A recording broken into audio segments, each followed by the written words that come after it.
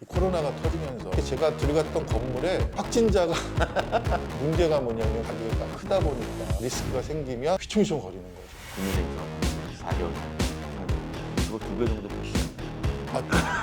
그거 2배 정도는 나오는 것 같긴 한데 안녕하세요. 빅풀직구 이동윤입니다. 오늘은 빅풀직구가 운영하고 있는 창업센터에서 구매대행 사업을 하고 계시는 전 대표님을 소개해 드리려고 오늘 이 자리를 만들었습니다. 네, 안녕하세요. 해외 구매 대행 사업을 하고 있는 전 사장입니다. 사업을 엄청 크게 하시다가 힘드셨는데 여기 빅풀직구 분들의 도움으로 다시 일어섰다고 하셨는데 친구랑 이제 체인 사업을 좀 하다가 코로나 터지고 망해서 이제 좀 조금 힘든 시기가 좀 있었고요.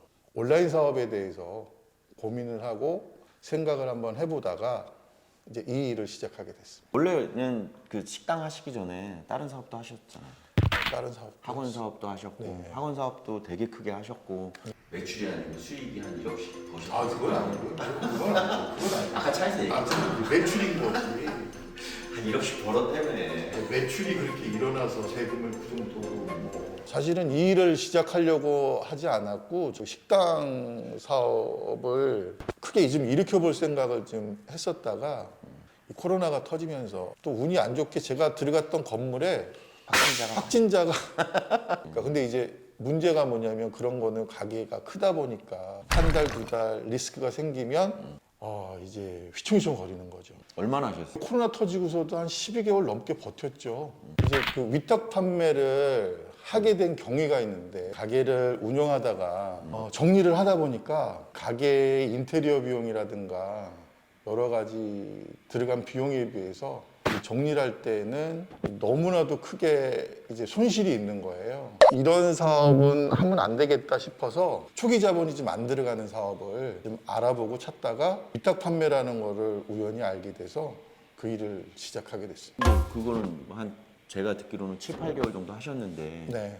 안 된 이유가 뭐예요? 대량 등록을 하는 곳으로 창업센터에 들어가서 일을 진행을 해봤는데 문제가 뭐냐면 제가 어떻게 무슨 물건을 올려놓는지도 모르겠고 그리고 이제 대량 등록이라는 것 자체가 저처럼 나이가 좀 있는 사람들은 좀 편할 줄 알았죠. 손쉽게 올릴 줄 알았는데 엑셀 공부도 해야 되고 일이 의외로 많은 거예요.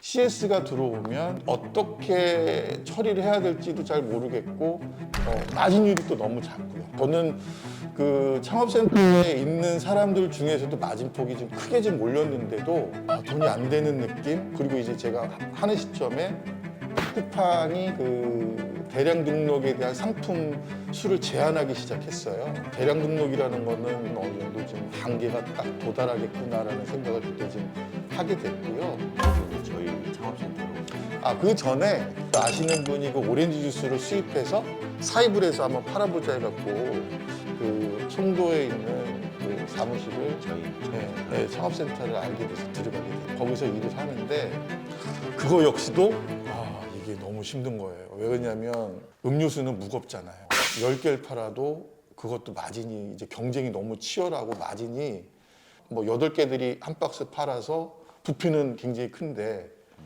뭐 3, 4천 원 남는다 정도 되면 10개 팔면 4만 원이잖아요. 택배비 주고 뭐 하고 네, 택배비 주고 뭐하 그러면 한 3,500원, 뭐 3,000원 이렇게 되는데 그것도 같이 또 일을 해서 동업을 한 거기 때문에 뭐 월세도 안 나왔죠. 네, 그래서 이제 공부를 다시 시작을 하게 된 거예요. 어떤 상품이 좋은지에 대해서 키워드에 대한 공부를 좀 하기 시작을 했고요. 열심히 공부했던 것 같아요. 키워드에 대해서도 좀 조금 아는 느낌이 좀 들고 요거는 하면 좀 되겠다 안 되겠다라는 게 좀 눈에 조금씩 보이더라고요. 그래서 그거를 공부해서 뭐 테스트 겸 돼서 한두 개씩 올려본 거예요. 올려봤는데 노출이 되더라고요. 뭐 1페이지가 있는 것도 있고 2페이지에 가 있는 것도 있고 근데 팔리지는 않았어요. 왜 안 팔리는지에 대한 고민을 또 했고 그 상세 페이지라든가 썸네일도 제가 직접 다 그 미리 캠퍼스라는 곳을 공부해서 해보기도 했는데 제 나름대로는 잘 만들었다고 생각을 하는데 안 팔리는 거예요. 그거에 대한 고민을 이동희 사장님한테 제가 물어보게 된 계기죠. 왜 안 팔리는지에 대해서도 좀 물어보고 좋은 분들도 소개시켜줘서 그 분들하고 또 대화도 나눠보고 해서 그거에 대해서 파악도 좀 하고요.